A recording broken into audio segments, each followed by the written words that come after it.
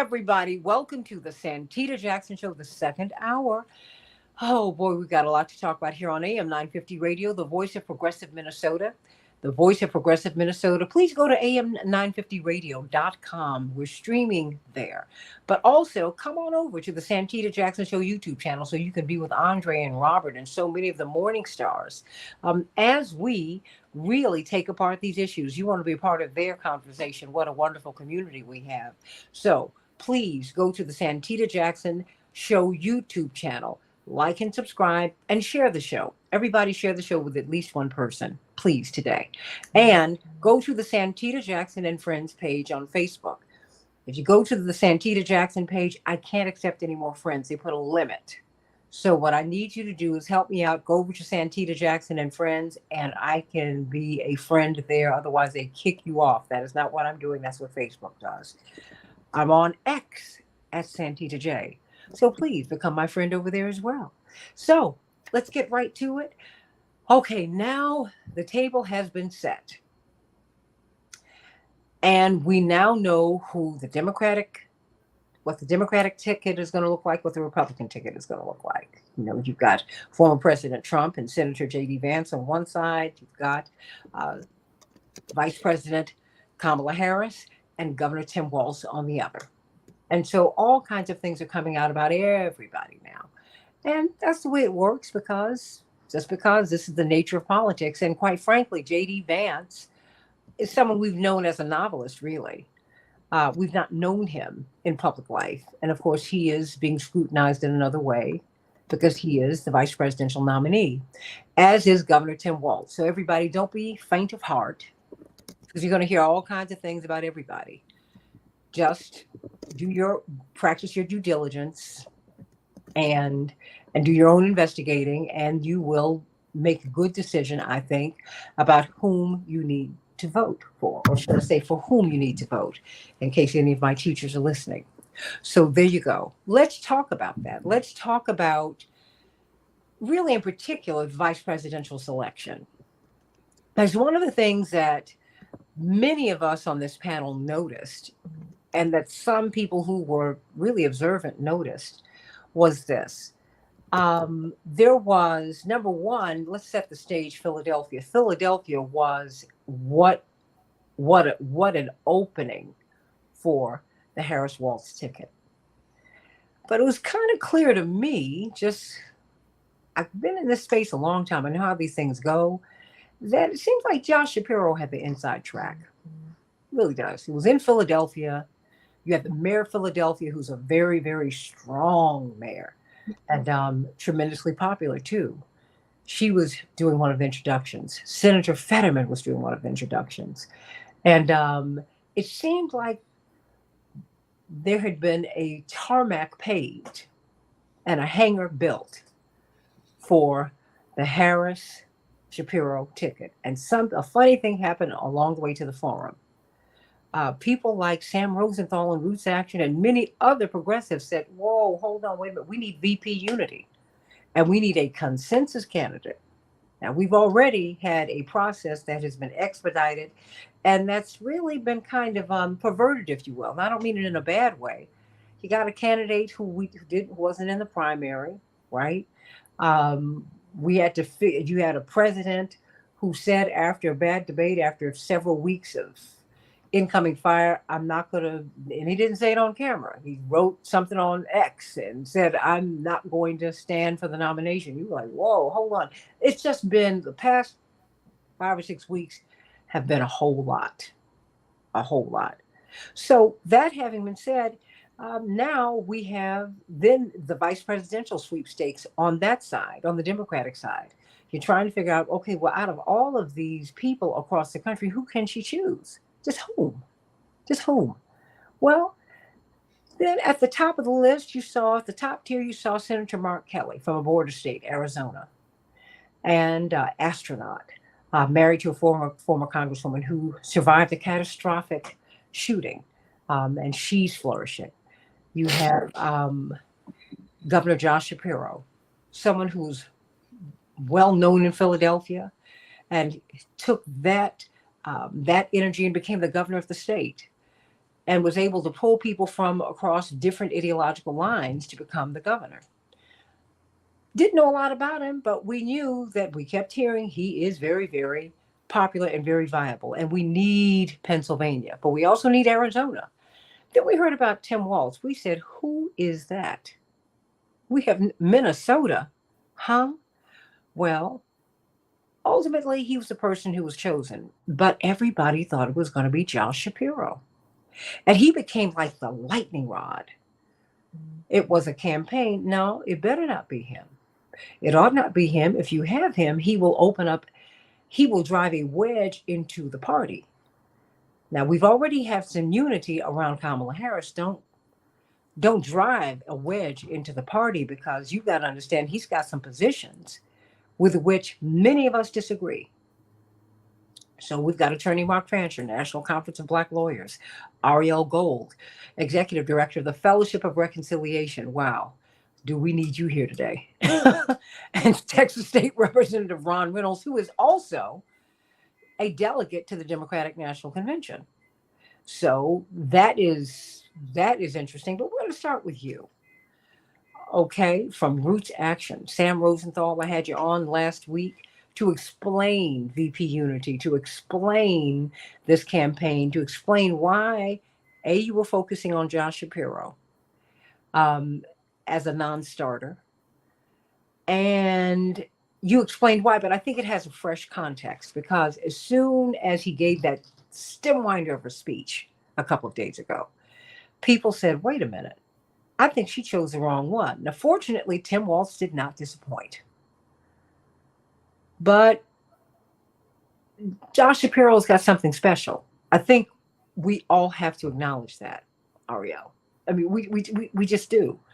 But we do have some profound disagreements with him on any number of issues, those of us who are in the progressive space.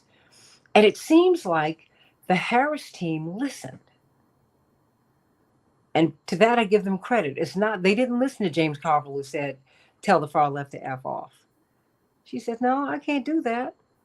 Because see, I come out of California politics where I got Reagan on one hand and Maxine Waters on the other. So I've always had to balance some of everybody. White, black, brown, yellow, red, talk about a rainbow. Oh, no, I know I can't do that. And I don't do my politics that way anyway. I listen to everybody. And then we just take everything in. So you got to appreciate that. But Sam, let me give you the runway, because I want you to explain to us why Josh Shapiro, now that we have gotten a chance to see him a little bit. I mean, and like I said, he's got something special. He does. And you're almost willing, you're not willing to throw everything out with which you disagree, but you're like, boy, this guy on the campaign trail, he'd be tough to beat. But then you're like, wait a minute, but when I look at his record, ow. So talk to me, because she has been, accusations of anti-Semitism have been leveled against your campaign. They're saying she did not put him on the ticket because he's Jewish. And what do you say to that? And what were your objections to him? Sure, yeah. Thanks for having me on in the first place. It's great to be back here. And I think, what you said is exactly right. There's no doubt that Shapiro is a rising star in the Democratic Party. He's a great speaker. He's well liked in his home state. But I think what you saw is, with the VP contest, it was really kind of death by a thousand cuts for Shapiro. I mean, there were folks like at our organization, Roots Action, where we were saying, we need a candidate who's going to be pro-ceasefire, who's going to be looking for a way to end the conflict in Gaza, not someone who's going to, potentially pour more fuel on the fire, be telling Kamala Harris that, this is a conflict that should sustain, or we need to back Israel 100% in whatever they pursue.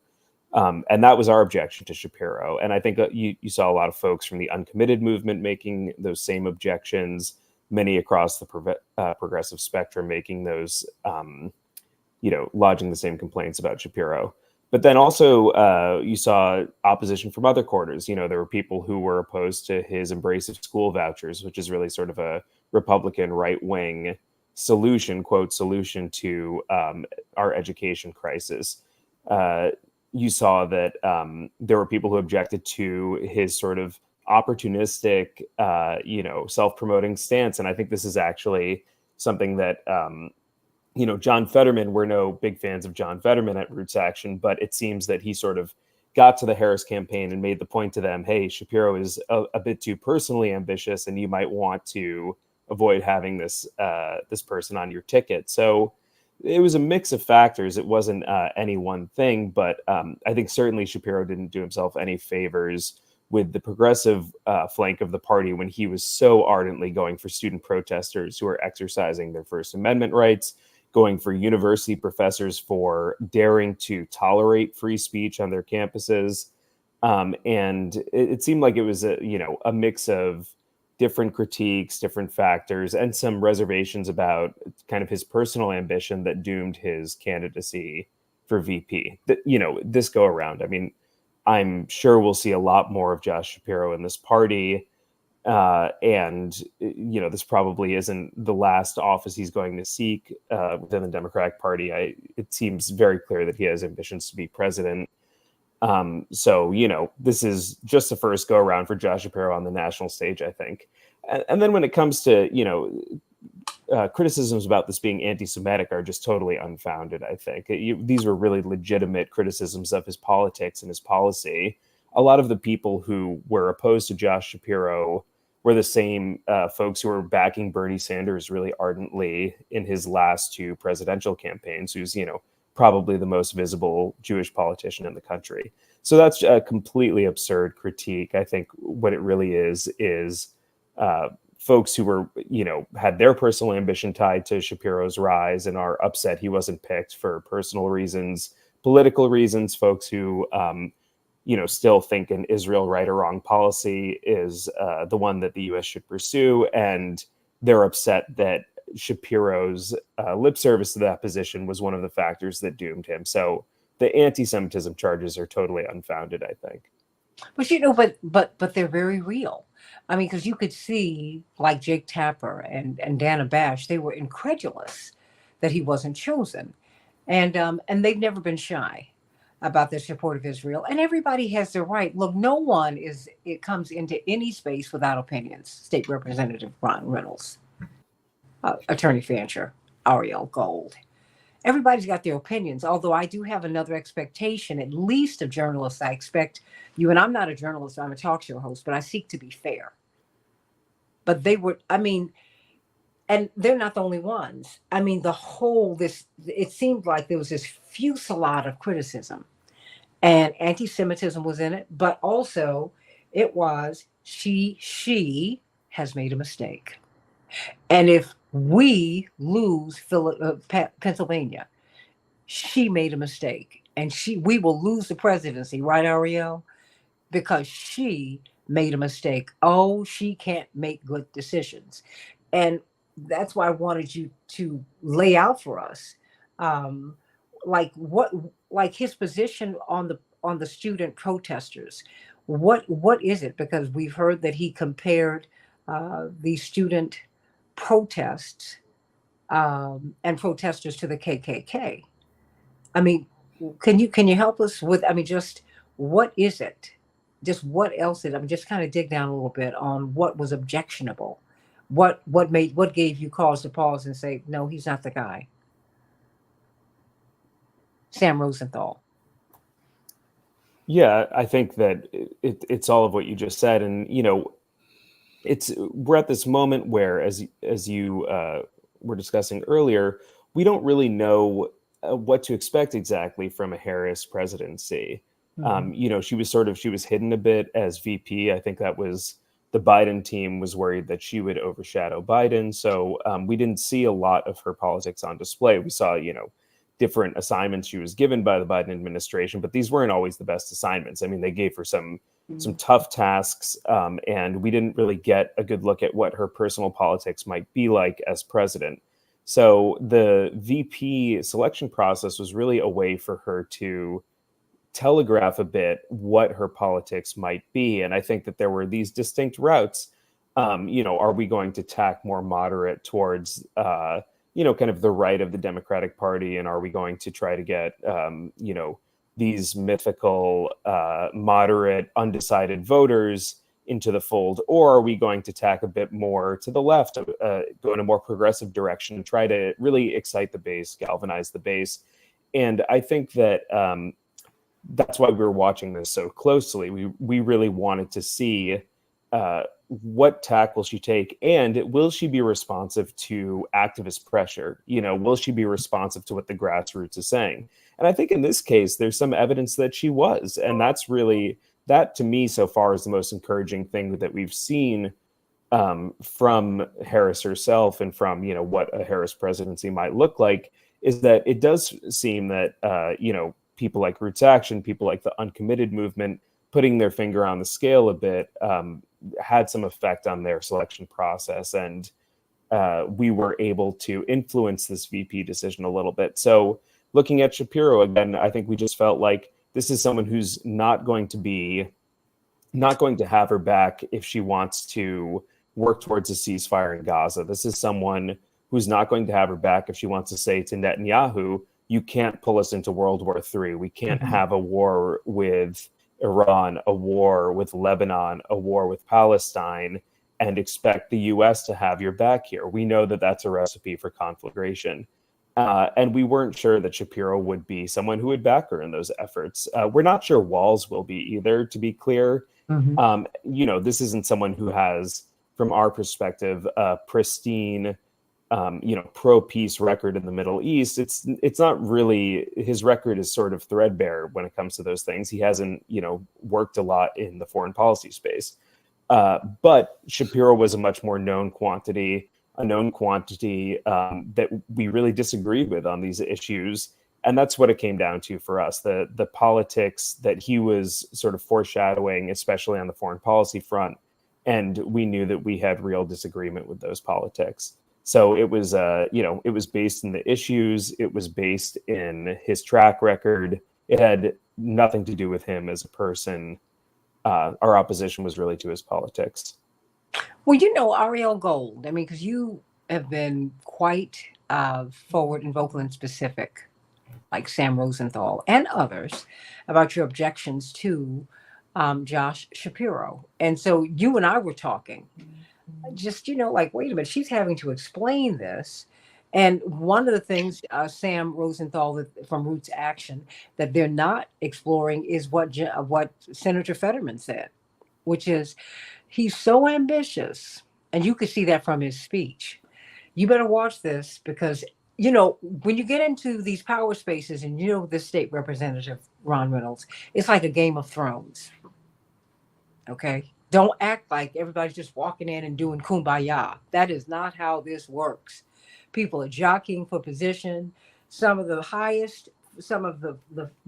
officials at the highest levels don't get invited to meetings. You might call it petty. It's inside politics. Look at House of Cards. If you want to know how politics really works, look at that. Scandal was lovely. My brother Jonathan, Congressman Jackson, said, no. Scandal is nice. It's cute. But given what we've seen, House of Cards, he said, and you know what? He told me this about 11 o'clock at night. He said, after you see an episode, why don't you call me in the morning? Well, 7 hours later, I woke him up and said, excuse me, to his wife. Look, I've seen 7 episodes. Oh my goodness, how did I miss? Because this is how this thing really works. Because this is power, everybody. So, because we're missing that, Ariel, but thankfully Sam brought that into the mix because as we kept saying that, wait a minute, there are a lot of things that she factored in terms of, who's going to be on the team. And when I have to deal with Netanyahu, who really rolls up in Washington like he owns it, and kind of sort of does, that, I need someone who's going to have my back because I've got not just the American public to deal with, I've got world opinion that's pushing back against the United States. And that's messing with us economically and with how we're viewed in the world. So she's got a lot of stuff coming at her, and I think she can handle it.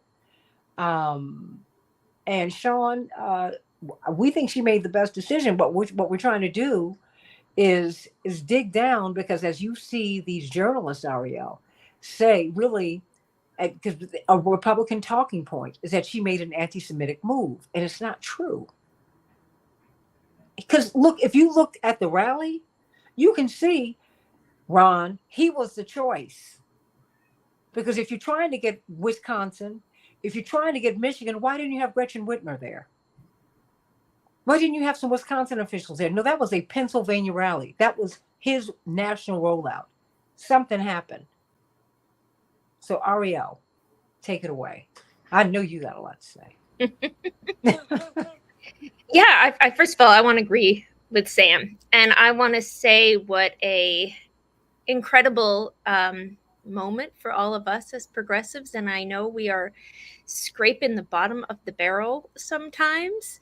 It's an incredible moment that we felt listened to, right? I know I've got some friends overseas, and they are like, why are they asked, why is the left in the US going wild for Kamala like she's some new Bernie Sanders? She's not. And my real explanation is our bar is low. And we thought we were going into this election with Joe Biden, who's God, there was another interview that he did that was on TV yesterday, and you couldn't get through the first sentence. Couldn't get through the first sentence, and is unable. I don't even think it's unable and unwilling to listen to his constituents, to listen to not just progressive voices, but to listen to anybody. I think he's just, stuck in the way that he is, and he's just going on his way, sort of, or something. But, that's what we thought we were going into. And I know I was deeply depressed and waiting for and trying to prepare myself for another Trump presidency.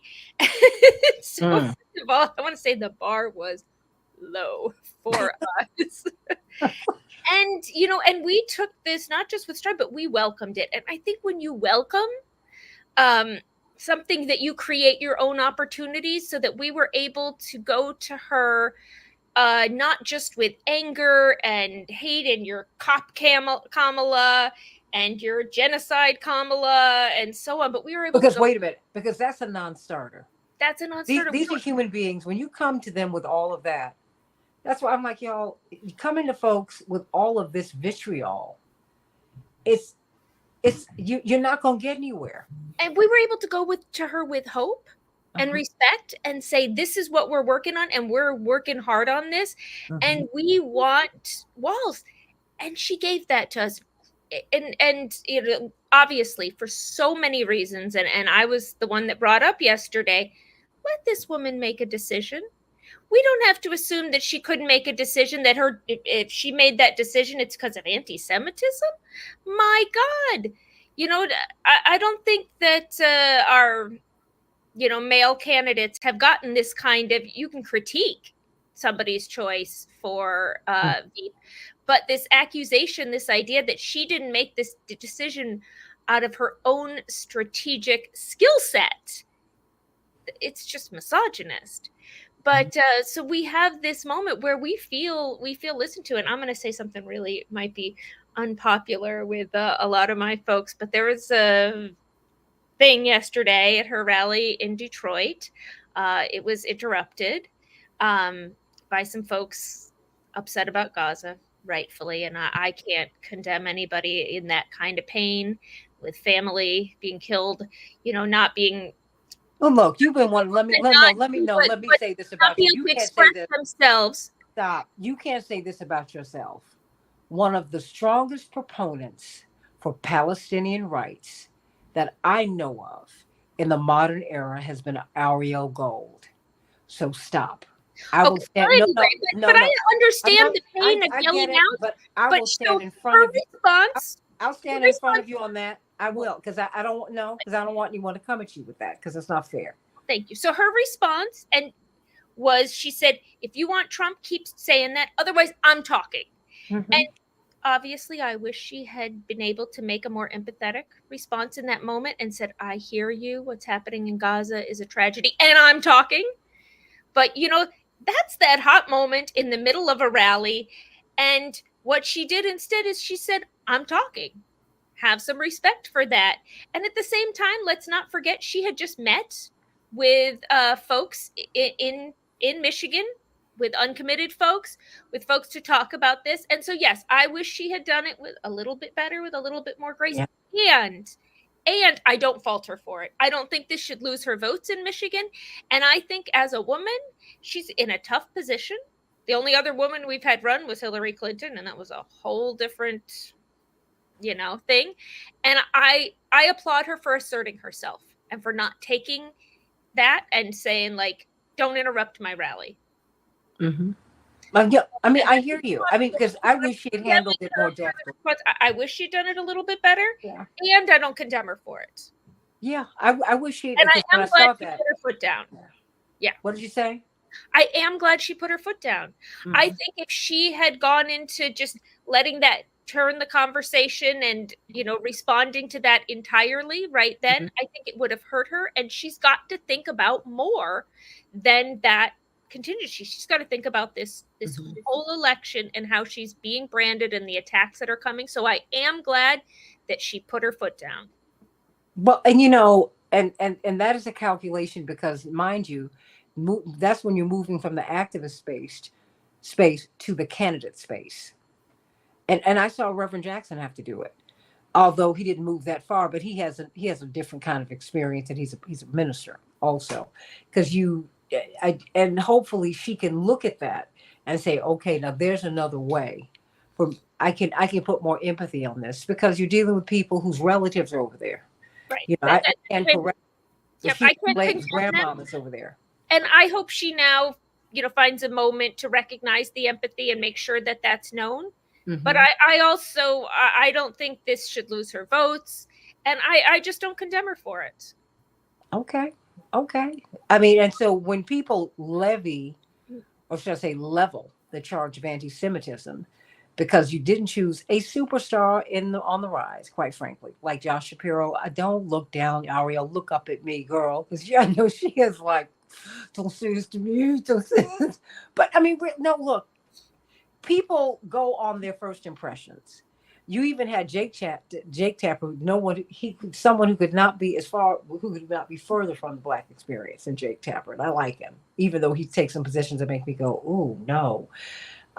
He said, "Did you see there were Black people in the audience?" And they stood up and said, "Preach." Whenever you say God and you get a cadence, Black folks say preach. Okay, that bar is not even high; it's on the floor. Okay, I mean, so and also don't play me like that, because we're very serious about our faith. We are. So don't do that. And I hope that that's not what he was doing. But look, he's masterful. That having been said, I think, you and Sam, you brought up the point that Fetterman said, look, I don't know if you really want to do this because he's going to bring his team in and they might make life hard for you because no one comes in by themselves. And so you don't know if he's going to be talking to these different world leaders behind your back, because that happens too, everybody. And you got to be assured that the person by your side is not going to do that to you. State Representative Reynolds, come on, let them know how it works. I'm sounding like Michael Jackson. There was some song he said, tell him about it. They said, no, it was Jermaine. He said, tell him about it, Mike. Boom, boom, boom. Well, Santita, let's be clear. This is a false narrative. Her husband, Doug, is Jewish. She is not anti-Semitic. She made a decision based on the best chance for her to win the presidency. I would think that Sam and Ariel were right on point. I think that although Governor Shapiro is a rising star, I think he would have been problematic. I think that it would have put front and center some of the problems that President Biden had when it came to Gaza, when it came to being on the wrong side of that issue. So I think this is a great reset. He brings a lot of energy. He brings a broader coalition of supporters, particularly young people, even African Americans, and the Muslim community. And so I think that this was a tremendous choice for her. And I think that they're trying to label her because they wanted him to be knighted, to propel him further, to position him for president. So this is not her being anti-Semitic. This is them being pissed off at her because how dare she not give him the role that we had chosen him to be. It was all but assumed that he was going to be her running mate. And so I think this is false, and this is unfair to her. This was her decision, and I think that history will judge her well. And it's not based on one particular state in terms of Pennsylvania, but other swing states. I think it would have did more damage than it would have been good. So I think the pros certainly outweighed the cons, and I'm proud of her for standing firm, for speaking up against a strong, powerful, elite Jewish money grab that was in her ear to select him. That shows something for her to stand up against them. Even from my understanding, even the Obama team was pushing Shapiro and other powerful voices. So she gained a lot of respect from me for making the selection because it couldn't have been easy because the establishment, the powers that be in terms of the elite, they wanted Shapiro. And the activists, the more progressives, the Sams and the Ariel Golds and the Ron Reynolds, we wanted Walls. And normally we don't get we get this normally we get the short end of the stick when it comes to that. Usually the donor class prevails. So kudos for her. I think this was good for democracy. This hit a great message. And look at the momentum now. Look at the crowds. Look at the energy. I think this is going to propel her to get many people back in the fold and engaged, and the momentum we haven't seen since '08 when Obama first ran for office. Well, and you can imagine when you think about yesterday, if Shapiro had been on the ticket, what Michigan would have been like for her. I hadn't really factored all of that in because people feel all kinds of ways, not just about the Middle East, but inflation. I mean, Americans are really struggling right now. And so it's like, don't let the match get too close. You'll have a California wildfire. I mean, really, because this is when you look at Trump, Attorney Mark Fancher, I think of someone who's speaking to grievance. And and you've always had candidates who've done that. He's just done it extremely successfully because he is a master marketer.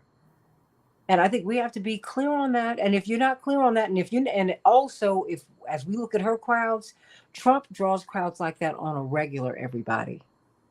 On a regular. He's real strong. How do you counter that? How? That's real. And it does not make me a Trumper to say that. And enough people have telegraphed their way into the station to say you are not pro. I'm pro Harris and pro Democrat enough. That is not true. No one has helped reshape the Democratic Party more than my family, quite frankly. So that's insulting. But what I don't do is support people uncritically. And if I think that you're doing something that is going to harm you, I'm going to tell you. And you know what? Unlike my mom, unlike my dad, my father's going to stand with you forever, Attorney Mark Fancher. My mother's like, no, I won't. If you're wrong, I'm not standing with you. I'm your mother. I am your best friend. And maybe when I shut my eyes for the final time, you will understand that. But while I'm here, if I think you're wrong, I am the entity in this life that's supposed to tell you that. You don't have to like it. Well, it's spoken like a true mom. I saw it. Ariel, you're sitting up straight. But my mother's like that. And I appreciate that. She's like, you're wrong, and that's it. There's nothing else to say to me. I'm done. I'm a wall. I'm a rock, and I will not be moved. So, Attorney Mark Fancher, what do you think? Because you're in Michigan, so you had all of this excitement in your state. What was it, J.D. Vance standing on the tarmac? I dare you to run over me. I mean, whew, this is going to be an interesting campaign. Yeah, because I live amongst many of the people who are impacted by what's happening in Gaza, I do have a problem with Kamala not only allowing people to speak, but to allow them to take the stage and for her to get down on her knees and ask their forgiveness, because she stood by as Joe Biden, arm in arm with Netanyahu, engaged in the senseless mass killing of probably more than 250,000 people, most of them children. That is unforgivable. At least by me. God can forgive them, but I'm having trouble with that. And I know that she was second in command, but as I've said before, if you're in part of an organization or an operation that's engaged in that type of crime, then you have a choice of either speaking out vigorously against it and, if unsuccessful, leaving, or remaining silent and staying a part of that and assuming some measure of guilt by association. And so I have real problems with that. And I think that also in analyzing this whole situation, that many of us have been duped into believing that somehow the individuals involved, those of us who are participants in the process as voters, really control all of this. We don't. I don't know if Kamala Harris went through the intellectual exercise of deciding as between Shapiro and Walz. But what I do know is that whatever decision that she made had to be greenlighted by people far more powerful even than those who were advocating for Shapiro. Those people might have a lot of money, they might have a lot of influence, but they don't run the world. There are forces that do. And when I look at these things, I try and look at it from their perspective to figure out what it is that they're up to and what is it that they see, what calculations are they making. And here's what I see. I see them observing a world that is in rapid transition and moving in a direction that is not good for the empire. The empire is crumbling because of what's happening around the world. If you look in the Sahel in Africa, you see several countries in that region that have done the unthinkable. They have driven France and the US military, France's military and the US military out of Africa, just through their unity and through their commitment to driving out the neo-colonial powers that have kept them restricted, restrained, and oppressed. Unprecedented. And they're standing firm in that. And because of that, it has inspired an electric current throughout Africa that's causing even more anti-imperial types of stands and actions. If you look in Venezuela, you see the people coming out and voting for Maduro. I don't care what they say about the legitimacy or illegitimacy of those elections. That the forces that support Maduro have been in control in Venezuela for a very long time and obviously represent mass sentiment and a commitment to anti-imperialism. You see in any number of places throughout the world a growing awareness of the role that Zionism plays in the control and the lockdown of the Gaza region and Palestine generally, and a growing, ever-growing solidarity and commitment to the rights of Palestinian people, and a commitment to justice, and a commitment to eliminating Zionism as a concept. This is terrifying to the empire. And they're trying to make decisions and moves that will make it possible for them to preserve whatever control that they have of the planet. And people who think like Joe Biden, people who think like Shapiro, cannot work. They cannot function in the role that is needed right now to preserve the empire. They cannot present people on the world stage who stand firmly against all of the things that many of the people in the world stand for, which is self-determination and independence and the elimination of empire. These are old ideas. And so while Kamala Harris stands for old ideas, when you get right down to it, she is a new face, a fresh face that they can try and persuade the world is going to make some type of change. You can't present Shapiro as her second in command because he too does not present the right profile. They need somebody who represents or who looks like they're going to make some type of real change. And so they'll pick Walz, or at least green light, or say that he has the permission to assume that role.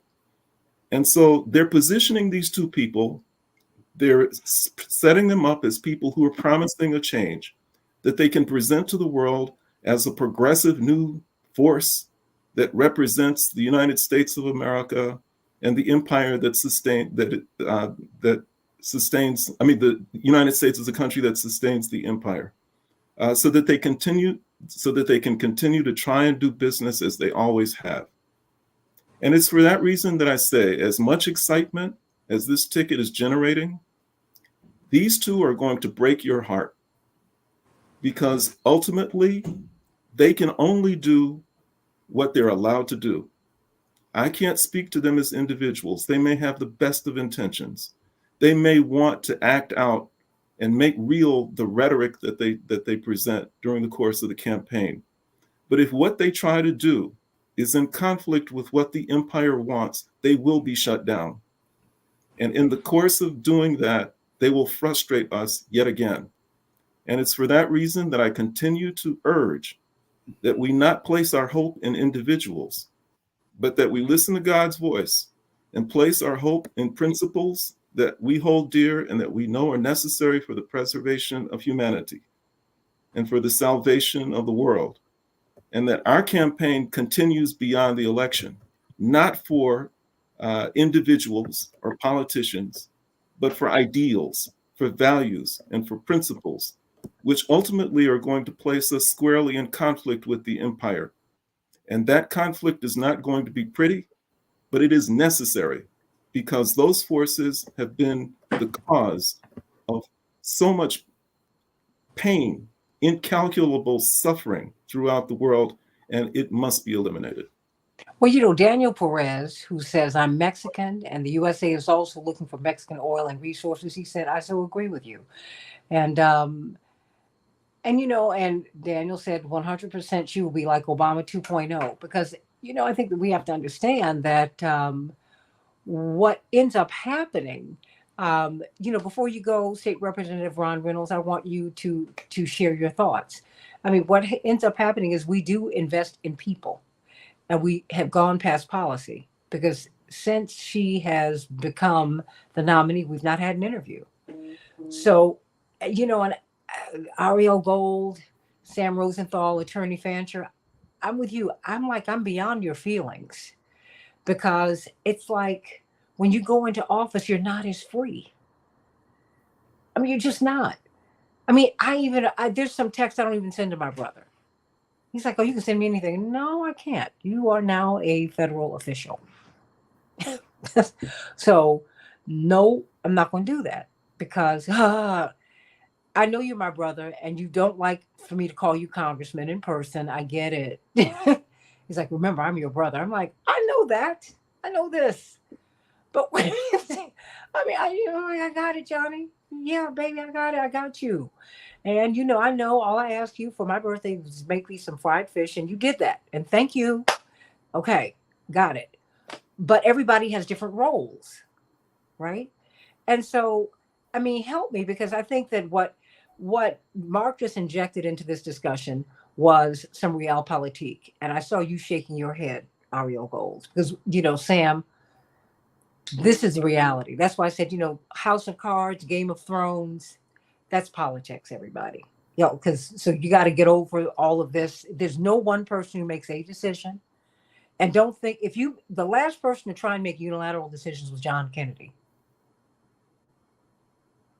I repeat, the last president who tried to make unilateral decisions, the one who was going to smash the CIA into a million pieces and scatter them to the four winds, the one who in June of 63 said, there are secret councils that are controlling us, and I'm going to tell you all about them. Just give me another couple of months. Well, he was out of here. State Representative Ron Reynolds. You know, Santita, as I listen to the dialogue, it reminds me that we strive for a more perfect union. There is no perfect union. It's something that we are always in pursuit of. But that is the purpose of being engaged, is that we hold our elected officials accountable. There is no perfect candidate. There is no perfect person, right? We all sin and fall short of the glory. So the point I'm making is that we're not going to have a perfect presidential candidate, because there's always going to be some kind of imperfection, some policy or some position that we may not agree with 100%. But having said that, we have a very fundamental choice between two polar opposites in the Harris Walz versus the Trump Vance, JD Vance ticket. And I think that it is a chance to hold Kamala and Walz feet to the fire. I think that we don't give them a pass, but we can't hold them to perfection, right? And say, oh, well, let's throw them the baby out with the bathwater because they're not 100% on XYZ. Let's unite. Let's put their feet to the fire, but let's not hold them to a standard that they can never achieve. They can never achieve perfection. No candidate can. The grass always looks greener on the other side if that's where the lens that you're looking at. So let's do our part to hold them accountable, to make them more accountable for the positions that we think that they should be espousing. But let's not continue to move the goalposts to where they can never achieve anything that we can't vote for. Someone's going to be president, right? And it's going to be one of the two. It's either going to be a dictator, authoritarian, who wants to take away women's reproductive rights. That would be awful to Muslims, African Americans, minorities, women, the poor, the disabled, you name it. I could go on and on, but you get the point. And that is former President Trump. The MAGA agenda is Project 2020-25. And if you like Project 2025, then you should vote for Trump, right? But I believe that Kamala Harris is not perfect. I don't believe that any person is, right? There is nobody. So I'm hopeful. I'm optimistic. I'm going to hold their feet to the fire. I'm going to continue to challenge our party. I'm a proud Democrat, but I'm not going to let people play armchair quarterback and continue to move the goalpost that is never attainable or reachable for the sake of perfection. We will never achieve that. But so I'm excited. I'm looking forward to being a delegate. I'm looking forward to attending the Rainbow Push convening before the convention starts. And I'm looking forward to celebrating a real living legend in Reverend Jesse Jackson, someone whose shoulders I stand on today. And so I'm really, really excited about being in Chicago. I cannot wait. And I think it's going to be fascinating. And I'm going to continue to do everything I can to make sure that there is a vice president that wins and becomes president of the United States of America. Sending you so much love today. I know I kept you a couple of minutes past. I'm going to see you. Sending you so much love. Thank you so much. Texas State Representative Ron Reynolds on his way to Chicago, everybody. You know what? I have about 5 or 6 minutes left, and I wanted you to speak to that, Mark Fancher, because I think that, and Texas State Representative Ron Reynolds, and everybody jump in on this. he doesn't have a mean bone in his body, and that's not what he was meaning. But I think that what Attorney Fancher was helping us to understand, you got a shout out and an amen from Chaparral and from several others. We need to understand how the presidency is constructed, and how politics are constructed. It is not what you think it is. You think somebody's going to walk in and wave a wand and they have all power? No, no, no. There have been books written. They say, look, y'all, when I walked in here, and before you go, Sam Rosenthal, because I'll let Mark Fancher answer this afterwards. These are institutions, and they're called institutions for a reason. You have a figurehead, and unfortunately, our presidents have become less and less powerful, and the oligarchs have gained more and more power. Trust and believe, if Bill Gates calls the Oval Office, the president will stop everything he or she are doing at that moment to take that call. Elon Musk, figures from the business persons from all over the world, which is why you have to listen to Donald Trump. Don't just dismiss him, because he knows how this works. That's why he's transactional. Because he's like, no, I'm not going to speak to Russia because I do business over there. And guess what? All of these business people do. That's why they have globalized everything. That's why they erased the borders effectively between Canada and Mexico. NAFTA, that's what that did. So they could do business. So, come on. So don't get mad with Mark. He's just letting you know, there's snout in that sausage. I know you don't want to believe that, and pig's tails and pig's hooves. I know for those of you, I'm sorry, Sam and Ariel, but the rest of us, well, I don't know about you, Mark. I eat the pig. So I'm just saying. I know you don't. I can tell you don't. I know you don't. I know you don't. I do. Okay. so before you answer that again, Mark, honey, I can tell you didn't eat the pig. I went to college. And every Black person, when they get to college, first thing you stop doing is eating the pig. It's true. Except for my son. Look, praise the Lord. But everybody, because you hear all these lectures from all the campus philosophers, you can't eat that pig, and you're like, oh, you're right, I'm not going to eat it. And your mother's like, oh, okay, that's great. And my mother's almost a vegan, so there's another story there. But Sam, he was letting us know how the sausage is made. And it upsets people. But Sam, he was kind of telling the truth. Not kind of, you don't kind of tell the truth. Truth ain't relative. It is. So, what do you want to say? Just in the context of everything that we've said today, and what I think was a real win for progressives. And, because I do believe they are having to pay attention to what's happening out here right now.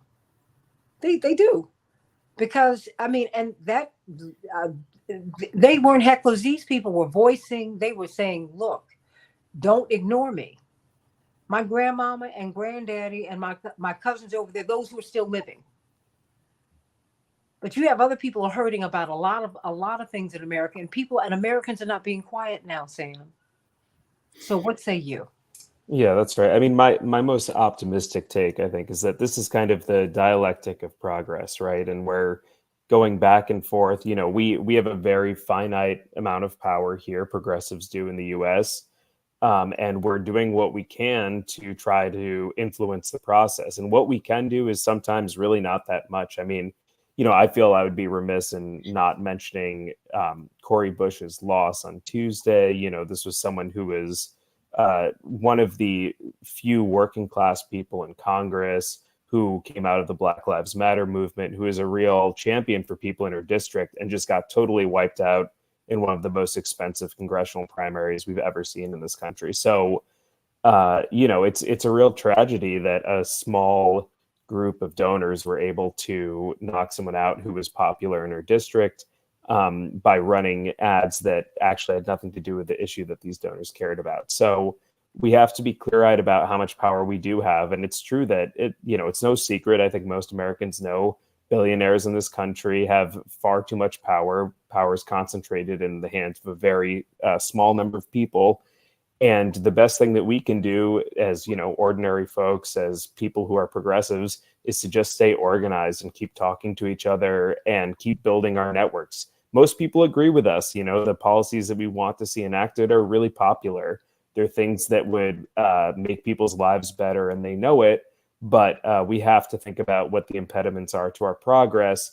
And one of the impediments is when we're not organized together, when we fall apart, when we, dissolve into factionalism and arguing with each other, and we can't do that. And so I think, I take heart in this little victory with keeping someone off the ticket who we didn't want off the ticket. But I agree with everything that, Mark Fancher just said about we need to be clear-eyed about what's going to happen once folks are in the White House. That's not the end of the battle. That's the beginning of a new phase. And it will be on us to keep pushing for what we want. So, we had some victories this week and some losses, and that's kind of life as a progressive in the US. And hopefully we can just keep scoring those little victories that add up to something more. And that's going to have to be the final word here on the Santita Jackson Show. Ariel Gold, Fellowship of Reconciliation, Mark Fancher, National Conference of Black Lawyers, Sam Rosenthal, Roots Action. I love you guys. Rootsaction.org. Please, please, please support them. And sending you so much love. Mwah. God bless you. Bye, everybody.